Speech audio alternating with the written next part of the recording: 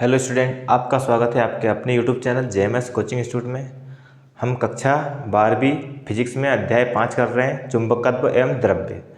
इसका अगला टॉपिक है आपका चुंबक के गुण। इसके पहले हम चुंबक किसे कहते हैं, इसके प्रकार, सभी चीज़ें हम डिटेल में पढ़ चुके हैं। पुरानी वीडियो में आप देख सकते हैं, उसकी एक प्ले लिस्ट बनी हुई है चैनल पर, जिसमें लगभग 64-65 क्लास के करीब फिजिक्स की डली हुई है इस बार की। उसमें हमने पहले चैप्टर से लेके तो आपके 4 चैप्टर तक पूरा कंप्लीट कर लिया है। 5वां चैप्टर हमारा चल रहा है ना। अगर वीडियो अच्छे लगे तो लाइक शेयर सब्सक्राइब जरूर करें, देखें। देखो क्वेश्चन क्या है आपका, चुंबक के गुण लिखे। देखो 2 तरह के क्वेश्चन आते हैं आपके, एक तो चुंबक का गुण आता है और एक चुंबकीय बल रेखाओं का गुण आता है। दोनों चीज़ें अलग अलग है। चुंबक के गुण अलग है और चुंबकीय बल रेखाएं अलग होती हैं, उनके गुण अलग है ना। तो आज हम चुंबक के गुण देखेंगे। क्या है, सबसे पहले चुंबक के गुण। तो चुंबक किस तरह का होता है, देखो दंड चुंबक भी होता है, नाल चुंबक भी होता है ना। ठीक है, ये दोनों स्थायी चुंबक है। फिर अस्थायी चुंबक में आपका हो गया एक धारावाही परिनाली का या धारावाही चालक, जो अस्थायी चुंबक होता है। पिछली क्लास में हमने पढ़ा था। तो ये आपका चुंबक हो गया। इसमें कितने ध्रुव होते हैं, 2 ध्रुव होते हैं, एक एन और एक एस। और ये क्या, कौन सा चुंबक है आपका, दंड चुंबक है। ठीक है, अब पूरे डिटेल हम पढ़ते हैं। सबसे पहला पॉइंट है, चुंबक सदैव चुंबकीय पदार्थों को अपनी ओर आकर्षित करता है। मतलब अगर ये चुंबक है तो ये इसके पास अगर हम कोई से पदार्थ रखेंगे यहाँ, ठीक है, तो ये पदार्थ अगर चुंबकीय पदार्थ होगा, चुंबकीय पदार्थ का मतलब लोहा हो सकता है, निकेल हो सकता है, कोबाल्ट हो सकता है, इस तरह से ये आपके चुंबकीय पदार्थ है। ठीक है, तो इन्हीं को अपनी ओर आकर्षित करता है ना।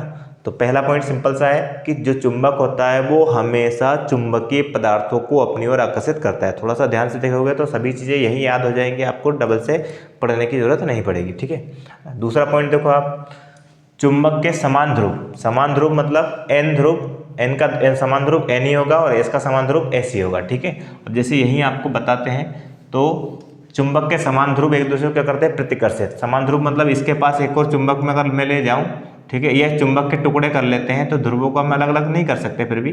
तो ये आपका एस और ये एन होता मान लो। ठीक है, तो एस और एन, तो देखो 2 समान ध्रुव है आपस पास में।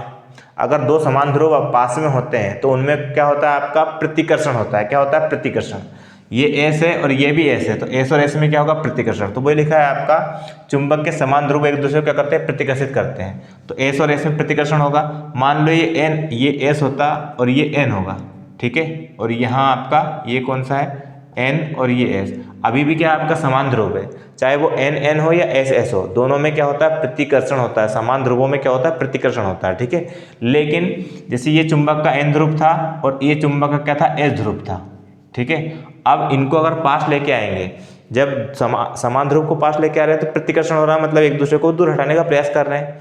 लेकिन जब असमान ध्रुवों को, असमान ध्रुव मतलब एक एन और एक एस, है ना, दोनों को अगर हम पास लाते हैं तो उनमें क्या होता है, आकर्षण होता है। ठीक है, तो दूसरा पॉइंट क्लियर हो गया कि चुंबक के समान ध्रुव एक दूसरे को प्रतिकर्षित करते हैं और असमान ध्रुव एक दूसरे को करते हैं, आकर्षित करते हैं। ठीक है, तीसरा पॉइंट है आपका, चुंबक को स्वतंत्रता पूर्वक लटकाने पर हमेशा उत्तर दक्षिण में ठहरता है। मान लो इस चुंबक को हमने धागे से बिल्कुल बीचों बीच से बांध के ऐसे लटका दिया, ठीक है, और इस पर हवा का फोर्स नहीं लग रहा है, या बाहर से कोई आप हाथ से पकड़कर फोर्स नहीं लगा रहे हैं, तब इसको बोलेंगे स्वतंत्रता पूर्वक लटकाना।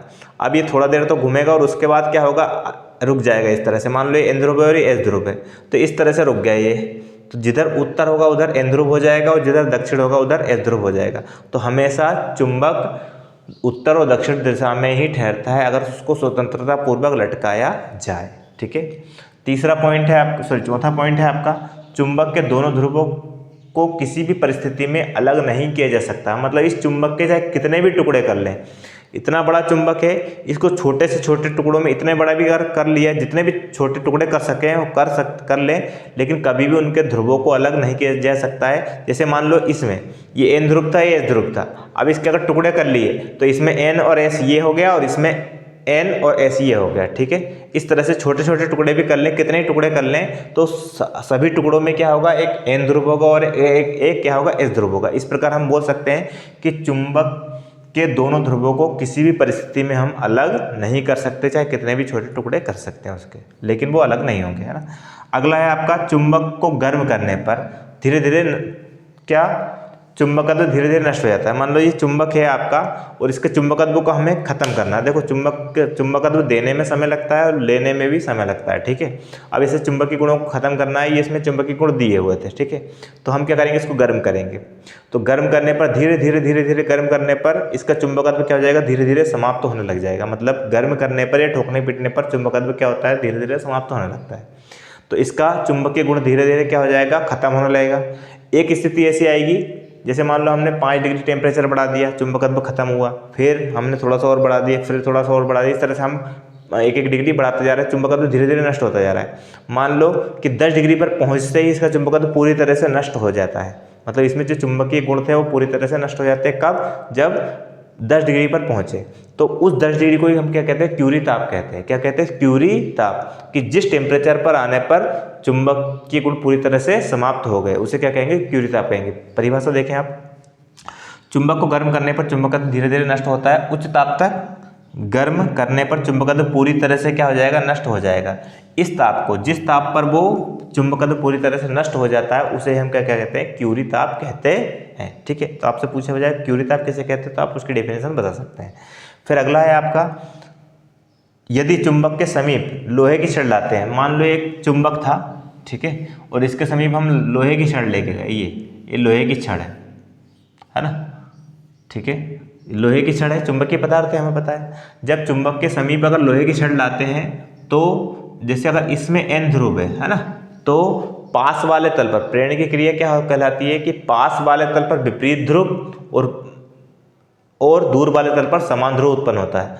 अब अगर इस लोहे की छड़ को अगर हम किसके N ध्रुव के पास ले जाते हैं, तो इसका ये ध्रुव, ये इसका जो सिरा है वो क्या बन जाएगा आपका, इसका विपरीत, मतलब S बन जाएगा, और दूर वाला क्या बन जाएगा आपका, N बन जाएगा। क्या बन जाएगा, N बन जाएगा, ठीक है। पास वाले तल पर विपरीत ध्रुव उत्पन्न होता है और दूर वाले तल पर समान ध्रुव। जैसे N के पास लेके आए तो दूर वाले तल पर N उत्पन्न होगा और पास वाले पे S। मान लो अगर S के पास लेके आएंगे, है ना, S के पास अगर लोहे की छड़ लेके आएंगे, तो यहाँ पर जैसे मान लो इस S के पास हम लोहे की छड़ इस तरह से लेके आए, तो यहाँ पर कौन सा ध्रुव उत्पन्न होगा, N, क्योंकि S के पास ला रहे हैं। और दूर वाले तल पर कौन सा ध्रुव उत्पन्न होगा, S ध्रुव उत्पन्न होता है। तभी तो ये चिपकेगा। क्यों, क्योंकि अगर यहाँ N है और इस लोहे पर भी N उत्पन्न हो जाएगा, तो एक दूसरे को प्रतिकर्षित करेंगे, क्योंकि हमें पता है समान ध्रुव एक दूसरे को क्या करते हैं, आकर्षित करते हैं। तो अगर यहाँ N है तो इसके पास वाले तल पर कौन सा ध्रुव उत्पन्न होगा, इसका विपरीत, मतलब S उत्पन्न होगा। और दूर वाले तल पर कौन सा ध्रुव उत्पन्न होगा, N ध्रुव उत्पन्न होगा। इस प्रकार हम बोल सकते हैं, देखो ये परिभाषा, कि यदि चुंबक के समीप लोहे की छड़ लाते हैं, तो उनके पास वाले सिरे पर विपरीत प्रकार का ध्रुव और दूर वाले सिरे पर समान प्रकार का ध्रुव उत्पन्न होता है। इसे क्या कहते हैं, चुंबकीय प्रेरण। इसे कहते हैं चुंबकीय प्रेरण की क्रिया कहते हैं। तो इस तरह से हमने चुंबक के गुण समझे।